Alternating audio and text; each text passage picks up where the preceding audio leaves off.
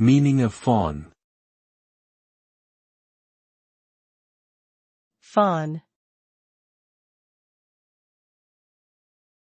Faun. Faun.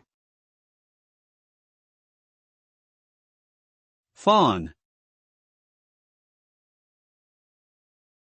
A faun is a mythological creature typically depicted as half human and half goat.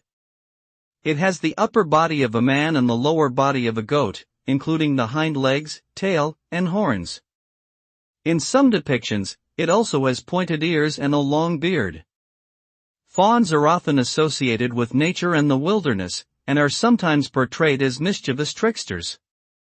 They feature in various forms of art and literature, particularly in ancient Greek mythology and Renaissance paintings.